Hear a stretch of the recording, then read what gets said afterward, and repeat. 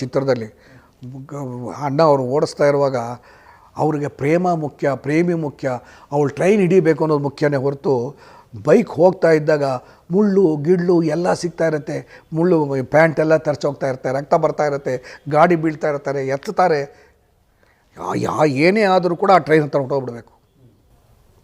ಕೊನೆಗೆ ಅವಳು ನೋಡ್ತಾಳೆ, ಇದು ನೋಡ್ತಾಳೆ, ಟ್ರೈನಲ್ಲಿ ಅವಳು ಕೂಗ್ತಾಳೆ, ಇವನು ಅಲ್ಲಿಂದ ಕೂಗ್ತಾರೆ, ಉಷಾ ಅಂತ ಕೂಗ್ತಾರೆ, ಕುಮಾಯಿ, ಭಾಳ ಮಜಾ ಇದೆ ಅವೆಲ್ಲ ತುಂಬ ತಿಳಿ. ಅದು ಕೊನೆಗೆ ಇನ್ನೇನು ಇವನು ಬಿಟ್ಟು ಹೋಗಲ್ಲ, ಇವಳು ನಾನು ಬಿಟ್ಟು ಹೋಗಲ್ಲ ಅನ್ನೋ ಥರ ಆಗೋಗ್ಬಿಟ್ಟು ಒಬ್ಬರು ನಮ್ಮನ್ನು ಸೇರಬೇಕು ಅನ್ನೋ ಥರ ಆಗೋಗ್ಬಿಡುತ್ತೆ. ಕೊನೆಗೆ ಮುಂದೆ ಒಂದು ಸ್ಟೇಷನ್ ಇರುತ್ತೆ, ಅದು ಐ ಥಿಂಕ್ ರಾಮನಗರದಲ್ಲಿ ತೆಗೆದಿದ್ದೀವಿ. ಆ ಸ್ಟೇಷನ್ನಲ್ಲಿ ಆ ಟ್ರೈನ್ ನಿಲ್ಲುತ್ತೆ. ಟ್ರೈನ್ ನಿಲ್ತಿದ್ದಾಗ ಅವರು ಬೈಕ್ ತಂದಿದ್ದಾನೆ, ಬೈಕ್ ಅಲ್ಲಿ ನಿಲ್ಲಿಸೋದು ಇಲ್ಲ, ಅಲ್ಲಿಗೆ ವ್ಯವಧಾನ ಇರಲ್ಲ, ಬೈಕನ್ನು ಹಾಗೆ ಬಿಟ್ಟಿದ್ದನ್ನು ಓಡಿ ಬರ್ತಾರೆ ಪ್ಲ್ಯಾಟ್ಫಾರ್ಮಲ್ಲಿ. ನೀವು ನೋಡ್ಬೋದು ಈ ಸಿನಿಮಾ.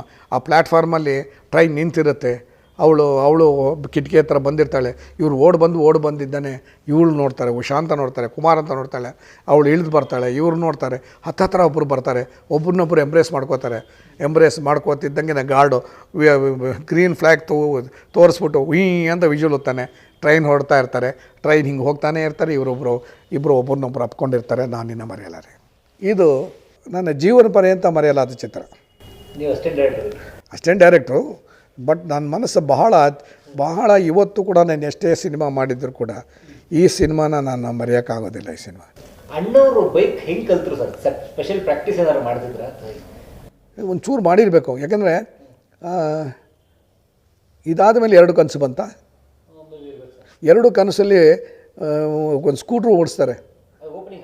ಹಾಂ, ಎಂದು ನಿನ್ನ ಆ ಥರ ಬರ್ತಲ್ಲ, ಅದನ್ನು ನಮ್ಮ ಚಿಟ್ಟಿ ಬಾಬು ಬೈಕ್, ಅದು ಲ್ಯಾಂಬ್ರಟಾನೋ ಏನೋ.